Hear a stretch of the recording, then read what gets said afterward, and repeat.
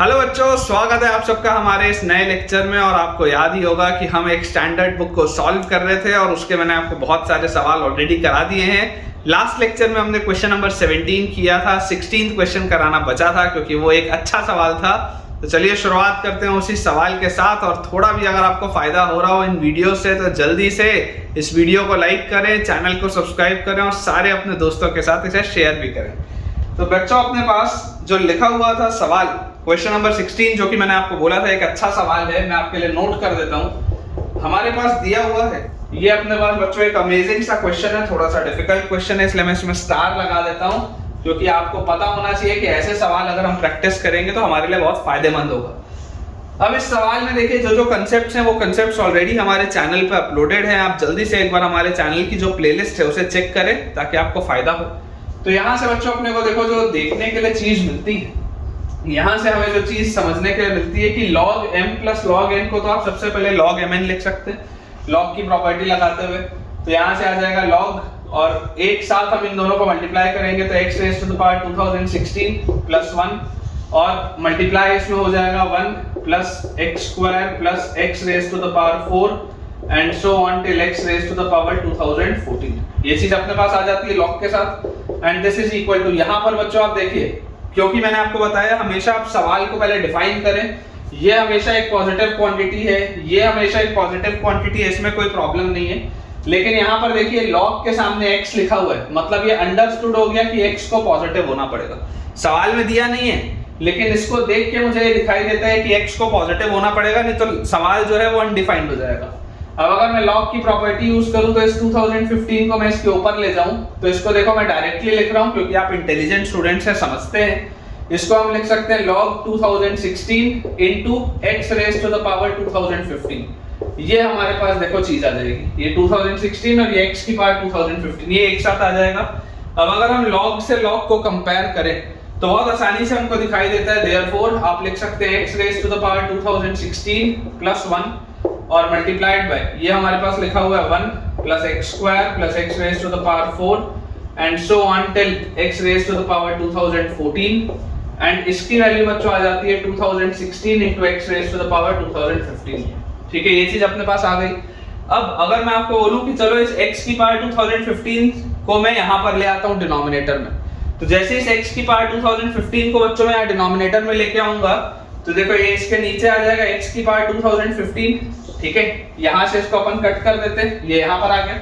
जैसे ये यहां पर आया तो देखो x की पावर 2016 डिवाइडेड बाय x की power 2015 will be x plus 1 by x की पावर 2015। ये चीज आ गई अपने पास और ब्रैकेट आगे वाला जो है वो एज इट इज लिखा हुआ है और राइट साइड में मेरे पास लिखा हुआ है 2016। ठीक है, अब अगर हम इन दोनों को मल्टीप्लाई करेंगे, देखिए यहाँ पर मैं लिख देता हूँ 1 plus x square plus x raise to the power 4 and so on till x raise to the power 2014। अगर हम ये चीज लिखते हैं तो जरा सोच के देखिए, अगर मैं मल्टीप्लाई करूंगा तो पहले x से मैं इस पूरे को मल्टीप्लाई करता हूं तो मेरे पास आ जाएगा x plus x cube plus x raise to the power 5 plus x raise to the power यहाँ पर क्या आ जाता 6 के बाद यहाँ 7 आ जाता और इस तरीके से लिखा हुआ होता कहां तक x की पावर 2015 तक, क्योंकि x जब x की पावर 2014 से मल्टीप्लाई होगा तो x की पावर 2015 आएगा और जब ये 1 बाय x की पावर 2015 इससे मल्टीप्लाई होगा तो ये इससे मल्टीप्लाई होते ही 1 बाय x की पावर 2015 प्लस इससे मल्टीप्लाई होगा तो 1 बाय x की पावर 2013 प्लस 1 बाय इससे मल्टीप्लाई होगा तो x की power 2011 and so on till कहां तक चलेगा, ये इससे जब मल्टीप्लाई होगा तो 1 बाय x तक चलेगा। ये अपने पास चीज आती है, यहीं पर पूरा खेल है। थोड़ा सा अगर मुझे AMGM का कंसेप्ट पता हो, सीक्वेंस एंड सीरीज में अपलोडेड है ये कंसेप्ट, तो आप AMGM अगर आप बेटा कंसेप्ट देखेंगे तो आपको ये पता होना चाहिए कि AM is greater than equal to GM। ठीक है, आप चाहें तो इसको देख सकते हैं, अपने हमारे चैनल में अपलोडेड है ये content. AM greater than equal to GM का मतलब क्या होता है? इसका मतलब होता है कि अगर x एक पॉजिटिव क्वांटिटी होती है तो x प्लस 1 बाय x की वैल्यू हमेशा 2 या उससे बड़ी होती है। ये रिजल्ट होता है, x प्लस 1 बाय x की वैल्यू हमेशा 2 या उससे बड़ी होती है।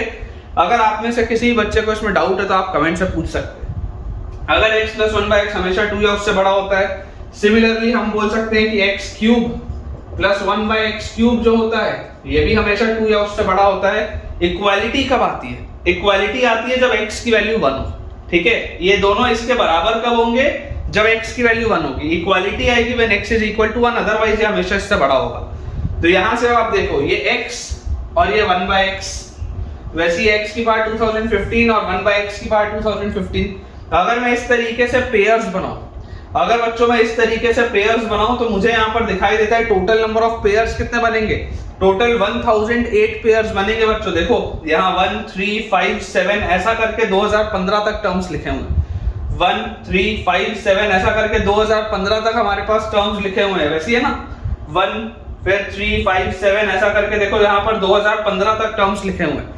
तो टोटल नंबर ऑफ पेयर्स कितने होंगे, टोटल नंबर ऑफ पेयर्स यहाँ पर 1008 होंगे।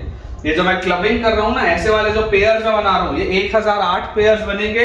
और ये पूरी की देखो वैल्यू किसके बराबर थी, ये पूरे की वैल्यू थी 2016 के बराबर। तो आपको जो बात समझनी है कि ये जो पूरी चीज लिखी हुई है, ये सारी क्वांटिटीज, ये सारी की सारी क्वांटिटीज 2 या उससे बड़ी है, मतलब 1008 टाइम्स।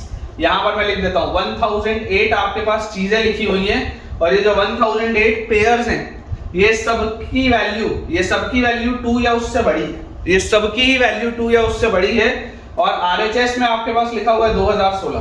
तो आपको जो इंपॉर्टेंट चीज समझने की बात है, ये जो 2 या उससे बड़ी है ना, it is always greater than और इक्वल टू 2, इन सबकी वैल्यू 2 या उससे बड़ी है। तो आपको जो बात समझनी है वो क्या है कि ये जो एलएचएस है, LHS will be greater then और इक्वल टू आरएचएस। हमेशा ही एलएचएस आरएचएस से बड़ा होगा। सिर्फ वो इक्वालिटी कब आएगी, इक्वालिटी आएगी जब x की वैल्यू 1 हो जाए। Equality will come only at x equal to 1। तो जैसे x की वैल्यू मैं यहाँ पर 1 डालूंगा, तो x की वैल्यू 1 डालते ही LHS और RHS इक्वल हो जाएगा। इसका मतलब जो पूछा जा रहा है number of solutions of the equation, तो इसका केवल एक सॉल्यूशन है, which is x equal to 1। This is the answer. Answer is only one solution, that is x equal to 1। Very very very important question. इसमें बहुत सारे बच्चों की बेटा गलतियां होती हैं। क्लासिक क्वेश्चन है, आपको कैसा लगा मुझे कमेंट्स में जरूर बताइए। तो क्वेश्चन नंबर 16 के बाद बच्चों अपने पास क्वेश्चन नंबर 18 में लिखा हुआ है, 17 हम ऑलरेडी कर चुके थे। 18th क्वेश्चन में दिया हुआ है इफ। अब अगर हम बच्चों इसे सॉल्व करें तो देखिए बहुत ही आसान सा सवाल है, it is a very easy question. आप n1 को क्या लिख सकते हैं, n1 को आप लिख सकते हैं, ये 5 रेज़ टू द पावर 7 कितनी बार लिखा है, 1 2 3 4 5, तो 5 बार लिखा हुआ है 5 रेज़ टू द पावर 7, मतलब ये क्या आ जाएगा, 5 रेज़ टू द पावर 8 आ जाएगा। पावर्स ऐड हो जाएंगे, बेसिस सेम है तो। अच्छा n2 जो है, n2 को आप क्या लिखेंगे, 10 की पावर 3 कितनी बार ऐड हो रहा है, 10 बार, तो 10 into 10 की पावर 3, मतलब ये आ जाएगा आपके पास 10 रेज़ टू द पावर 4। इसमें भी कोई डाउट नहीं, बहुत आसान सी बात है। अब जैसे ही बच्चों हमको ये चीज मिल जाती है, तो यहाँ से देखिए n1 n2 अगर आपको निकालना है, तो n1 n2 की वैल्यू हमारे पास कितनी आ जाएगी, n1 n2 will be equal to 5 raise to the power 8 into ये जो आपके पास देखो 10 की पावर 4 लिखा है, इसको आप 2 की पावर 4 इनटू 5 की पावर 4 लिख सकते हैं, कोई इसमें भी दिक्कत की बात नहीं। तभी तो 10 की पावर 4 होगा, आप प्राइम फैक्टर्स में इसको ब्रेक कर सकते हैं। यहां से अपने पास देखो क्या आ गया, this is 2 raise to the power 4 into 5 raise to the power 12, 2 raise to the power 4 into 5 raise to the power 12, ये अपने पास आ गया क्या, n1 n2। अब जैसे ही हमारे पास n1 n2 बच्चों आ चुका है, हमें बोला जा रहा है log n1 n2 divided by, और बेस पे है 250। मैं आपको बोलता हूं हम ऐसा करते हैं, पूरे को हम बेस 10 में कन्वर्ट कर लेते हैं। जैसे ही हम बेटा इस पूरे को बेस 10 में कन्वर्ट करेंगे, तो हमारे पास देखो आ जाएगा log n1 n2 बेस 10 पे डिवाइडेड बाय log 250 बेस 10 पे, ये हमारे पास चीज आ जाएगी सॉल्व करने के लिए।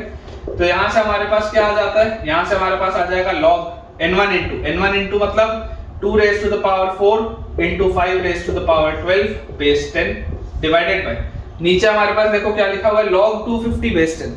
क्या इसको मैं ऐसा लिख सकता हूं क्या, log 1000 बाय 4, 250 को मैंने लिख लिया 1000 बाय 4 बेस 10 लिख सकते हैं, कोई दिक्कत की बात नहीं। यहां से अपने पास देखो क्या आ जाएगा, दिस विल बी, अगर मैं इसमें डायरेक्टली प्रॉपर्टीज का इस्तेमाल करूं, क्योंकि आपको आती है प्रॉपर्टीज यूज करना, तो इसको बच्चों मैं लिख सकता हूं 4 टाइम्स log 2 बेस 10। सबसे पहले 4 times log 2 base 10 plus 12 times log 5 base 10, हम इसको ऐसा लिख सकते हैं, डिवाइडेड बाय ये जो लिखा हुआ है log 1000 base 10 is 3 minus log 4 base 10 को आप लिख सकते हैं 2 log 2 बेस 10, ये हम लिख सकते हैं। log 1000 base 10 will be 3 and log minus log 4 base 10 को आप लिख सकते हैं 2 log 2 बेस 10, आसान सी बात है, प्रॉपर्टी है। और ये जो log 5 बेस 10 भी लिखा है, इस 5 को भी अगर मैं आपको बोल दूं कि 5 को अपन लिख लेते हैं 10 बाय 2, तो जैसे आप 5 को 10/2 लिखेंगे तो देखिए इसको जब आप ब्रेक करेंगे तो log 10 बेस 10 आ जाएगा 1 माइनस log 2 बेस 10। तो इसको आप लिख लीजिए 1 माइनस log 2 बेस 10। थोड़ा सा स्पेस के कंस्ट्रेंट की वजह से मैंने डायरेक्टली लिखा है। तो ओवरऑल देखिए ये पूरी चीज क्या आ जाती है, 12 into 1 is 12 और 4 log 2 base 10 minus 12 log 2 base 10 is minus 8 log 2 base 10। ये देख लो आपके पास आ जाएगा 4 log 2 base 10 minus 12 log 2 base 10 is minus 8 log 2 base 10 divided by 3 minus 2 log 2 base 10। Clearly मुझे दिखाई दे रहा है न्यूमरेटर में से बच्चों 4 कॉमन आएगा, 4 कॉमन आते ही अंदर बचेगा 3 minus 2 log 2 base 10 और डिनोमिनेटर में हमारे पास बचेगा 3 minus 2 log 2 base 10 और क्लियरली ये दोनों कैंसिल आउट होगा और हमारा आंसर आ जाएगा 4। बहुत ही आसान सा सवाल है, answer comes out to be 4। एक बार चेक कर लेते हैं तो बिल्कुल करेक्ट है, बिल्कुल अपन ने सही तरीके से सॉल्व किया है। इसे क्लियर करते हैं, अगले सवाल की तरफ आगे बढ़ते हैं। क्वेश्चन नंबर 19 अपने पास बच्चों लिखा हुआ है कि इफ अ स्टूडेंट, मैं आपके लिए सवाल नोट कर देता हूं जल्दी से। ये अपने पास बच्चों सवाल लिखा हुआ है, मैंने पूरा सवाल आपके लिए नोट कर दिया है। लिखा है if a student has written a formula of logarithm by mistake as a raised to the power log a base x is equal to x।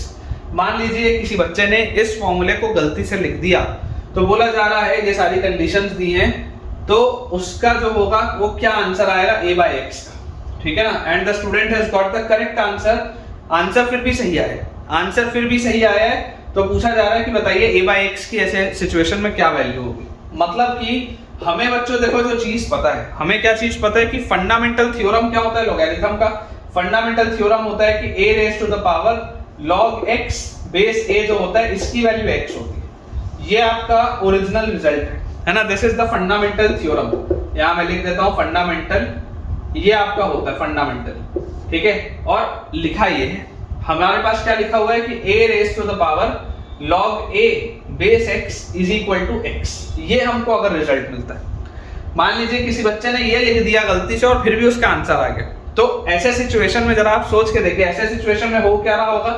इसका मतलब उसने क्या किया होगा, उसने इसका जो रिजल्ट लिखा होगा, इसने लिखा होगा log x base a will be equal to log a base x। जरूर ये चीज हो रही होगी, तभी तो वो रिजल्ट आएगा। देख लो आप ध्यान से, जैसे आप a raise to the power log a base x करोगे तभी तो x के बराबर आएगा। ये जो रिजल्ट लिखा हुआ है, अगर मैं वहां से इसको लिखूं कि देखो अगर मैं इस a को उधर लेके जाता तो a raise to the power log a base x लिखा होता तभी तो वो x के बराबर आता। यही तो वो रिजल्ट लिखा है। तो अगर ये दोनों बराबर है तो इसको मैं क्या बोल सकता हूं बेटा, इस this can be written as log x base a is equal to, इसको आप क्या लिख सकते हैं 1 upon log x base a। जैसे आप रेसिप्रोकल करेंगे नंबर और बेस इंटरचेंज हो जाएंगे, तो यहां से हमारे पास आ जाता है log x बेस a का स्क्वायर इज इक्वल टू 1।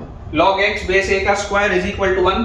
तो देयरफॉर हम बच्चों यहां से बोल सकते हैं कि log x बेस a की वैल्यू या तो 1 होगी या log x बेस a की वैल्यू हमारे पास आएगी -1। ये दो रिजल्ट हमारे पास पॉसिबल है। तो यहां से आपके पास x की वैल्यू a के बराबर आ सकती है, या बच्चों आपके पास आ सकता है x की value a raise to the power -1 मतलब 1/a के बराबर। ये दो पॉसिबिलिटीज हो सकती है। अब आपको क्लियरली दिया हुआ है कि a और x तो बराबर नहीं है। अगर a और x बराबर नहीं है मतलब ये तो रिजेक्ट होगा। इसका मतलब x की वैल्यू क्या आ रही है, x की वैल्यू 1/a के बराबर आ रही है। तो अगर आपको इसका वैल्यू बताना है तो this is a upon x क्या आ रहा है, x हमारे पास आ रहा है 1/a। तो जैसे आप यहाँ पर 1/a करेंगे तो देखिए ये रिजल्ट आपके पास ऑटोमेटिकली क्या आ जाएगा a स्क्वायर। मतलब कि ये जो बेटा इसकी वैल्यू होगी a/x की वैल्यू हमारे पास निकल के आ जाएगी a स्क्वायर के बराबर, जो कि बिल्कुल सही है। बी ऑप्शन आपकी बुक में दिया हुआ है, this is the correct answer. तो चलिए बच्चों आखिरी सवाल की तरफ अपन आगे बढ़ते हैं। 20th question of the book, exercise 1। Book का नाम आपको पता ही है, लोगैरिथम चैप्टर हम प्रैक्टिस कर रहे हैं। हमारे पास इसमें दिया हुआ है f log, और log के बेस में बच्चों हमारे पास लिखा हुआ है 0.04 और नंबर की जगह पे हमारे पास लिखा हुआ है x -1 and this thing is greater then और इक्वल टू, हमें दिया हुआ है log, बेस पे हमारे पास लिखा है 0.2 और बच्चों नंबर की जगह हमारे पास लिखा हुआ है x -1 अगेन। तो आपसे पूछा जा रहा है then find the interval of x, then find the interval of x, then find the interval of x। ये अपने पास बच्चों सवाल दिया हुआ है, ठीक है। चलिए इसे अगर अपन सॉल्व करें, बहुत आसान सा सवाल है, इनइक्वालिटी का है, लॉगरिथमिक इनइक्वालिटी का क्वेश्चन। तो जो सबसे पहले हमें बात समझ में आती है कि नंबर की जगह अगर x-1 लिखा हुआ है तो उसको तो पॉजिटिव होना पड़ेगा। तो आप सबसे पहले तो लिख लो x-1 पॉजिटिव होना चाहिए, मतलब x की वैल्यू तो 1 से बड़ी होनी चाहिए, सबसे पहली बात तो ये। उसके बाद इसको देखो मैं कैसे लिख सकता हूँ, क्या इसको मैं ऐसा लिख सकता हूँ 0.04 को अगर मैं 0.2 का स्क्वायर लिख चलेगा, 0.04 को मैं 0.2 का स्क्वायर लिख सकता हूँ, नंबर की जगह आ जाएगा x-1 and this is greater than equal to log again 0.2 base की जगह और नंबर की जगह आ जाएगा x-1। अब हमें एक प्रॉपर्टी पता है कि ये वाला जो 2 होता है ये डिनोमिनेटर में आता है, तो this will be half log x-1 base 0.2 will be greater than equal to log x-1 base 0.2। अब बच्चों जरा आप सोच के देखिए, अगर आप इस पूरी चीज को इधर लेके जाएंगे तो ये 1 टाइम्स log x-1 बेस 0.2 है और ये half times log x-1 base 0.2 है। अगर मैं इस पूरी चीज को यहां ले आऊं तो मेरे पास आ जाएगा half times log x-1 base 0.2। ये पूरी चीज क्या हो जाएगी, 0 या उससे छोटी हो जाएगी। सोच के देखो, अगर ये पूरी चीज को आप यहां ले जाएंगे तो इसमें से ये पूरी चीज सब्ट्रैक्ट होगी, तो हाफ टाइम्स ये जो बचेगा this will be less than equal to 0।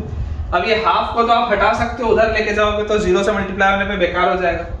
एक इंपॉर्टेंट रिजल्ट हमने पढ़ा, इंपॉर्टेंट रिजल्ट क्या है? इंपॉर्टेंट रिजल्ट बच्चों ये है कि अगर लॉगरिथम की वैल्यू नेगेटिव है तो लॉगरिथम की वैल्यू नेगेटिव कब होती है? लॉगरिथम की वैल्यू नेगेटिव होती है जब बेस और जो नंबर होता है वो 1 के अगल बगल हो। मतलब अगर आपको दिख रहा है कि बेस 1 से छोटा है, मतलब ये जो नंबर होगा बच्चों ये 100% 1 से बड़ा होना चाहिए, तभी लॉग नेगेटिव आएगा। जब ये बेस और ये नंबर, बहुत इंपॉर्टेंट रिजल्ट है, मैंने थ्योरी में भी बच्चों कवर किया हुआ है, प्लेलिस्ट में आप जाके एक बार इसको चेक करिए।